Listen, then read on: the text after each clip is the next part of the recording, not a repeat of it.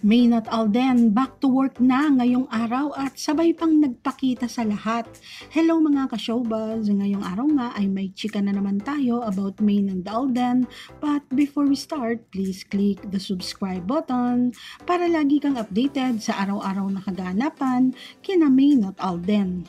Para po sa update natin ngayong araw ng Martes ay pag-usapan po natin ang sabay po na paglitaw ni Maynard Alden ngayong araw matapos ang naging trabaho ng mga ito sa Thailand. Sabay na nawala at ngayon sabay din na nagpakita sa lahat. So dito pa lang, sino pa ba naman ang hindi maniniwala na talagang malaki po ang posibilidad na magkasama ang dalawa sa Thailand.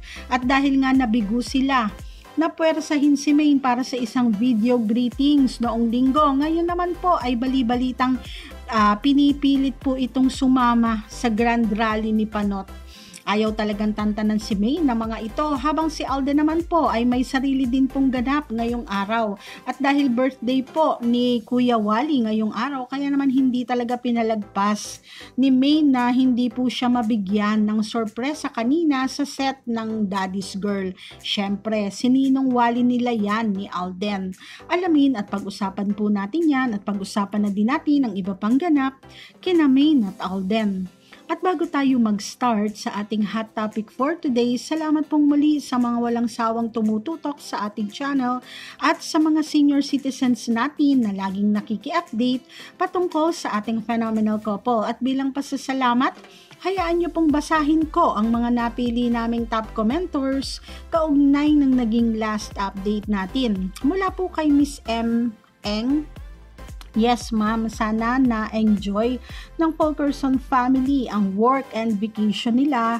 Regarding sa DG, matagal ko ng boycott, nakakasawa na. At sa EB, it's been a while, hindi na ako nanonood pero Aldab forever here. Yes po Ma'am M, salamat po sa patuloy na pagmamahal kina Maynard Alden sa kabila po ng lahat ng nangyayari sa paligid nila. At base nga po sa makikitang pictures ni Maynard Alden na lumabas ngayong araw, mukha naman po silang masaya at nag-enjoy sa kanilang short break dahil fresh ang aura nila pareho. Kitang-kita sa mga mukha nila.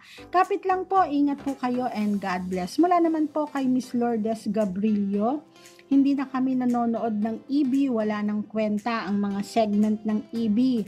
Boycott lahat ng projects ng mag-amang Tuviera, DGMGEB, boycott basta Aldab lang, sapat na, walang iwanan hanggang dulo, may charge is real.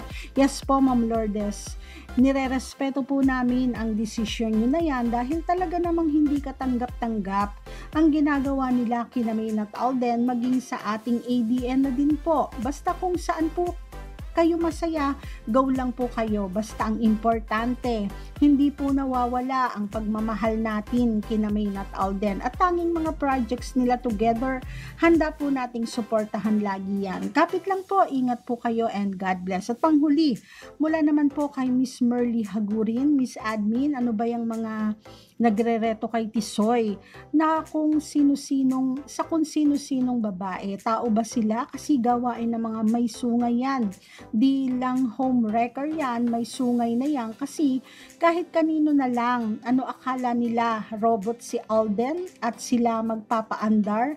Tao si Alden at may sarili isip at puso.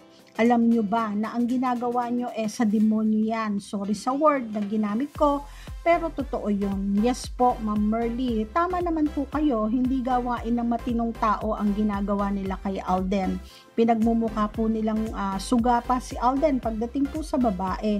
Di po sila karapat dapat na tawaging fans ni Alden dahil sinisira po nila ang magandang image ni Alden. Ginagawa din po nila yan, mailayo lang po nila si Alden kay Maine. Pero sorry na lang po sila dahil kahit sino pang babae yan, no pansin po yan kay Alden dahil tanging si Maine lang ang babaeng gusto at pinatotohanan ni Alden sa lahat. Kapit lang po, ingat po kayo and God bless. Maraming salamat po Ma'am M, Ma'am Lourdes at Ma'am Merly sa inyo pong mga comments at sa lahat po ng ating mga commentors. Maraming salamat din po sa patuloy na pagsuporta kina Maynard Alden. Kahit pa nga magkahiwalay ang mga ganap nila, ay patuloy po kayong andyan at nagmamahal sa kanila. So eto na nga po at pag-usapan na po natin ang mga latest updates kina Maine at Alden. Una po sa lahat, happy birthday kay Kuya Wally Bayola. Ang isa sa mga taong alam po natin na kahit kailan hindi po magbabago sa pagsuporta at pagmamahal kina Maine at Alden dahil syempre bilang ninong sa kanilang kasal kaya naman lagi lang po yung si Kuya Wally na nandyan para sa dalawa.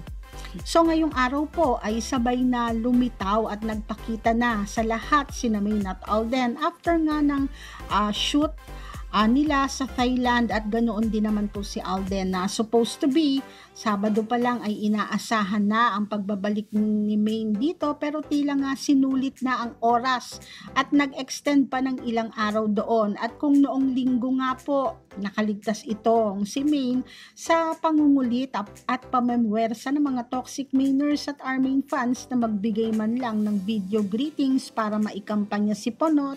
Nako ngayong araw po bali-balita pong kinukulit na naman ng mga ito si Maine para naman maisama sa Grand Rally ni Panot dyan po sa QC. Habang ito ay nasa taping kanina ng Daddy's Girl, sinasabi pong nabulabog ang set dahil daw po dyan at marami nga daw po ang nagpayo doon kay Maine na wag nang pumunta kung pati naman ang trabaho nito ay maapektuhan. Ang problema nga lang po dyan kasi ay yung mismong management na naman ito ang mag-utos kay Maine na gawin ito na magpunta po doon sa Grand Rally. May magagawa po ba si Maine?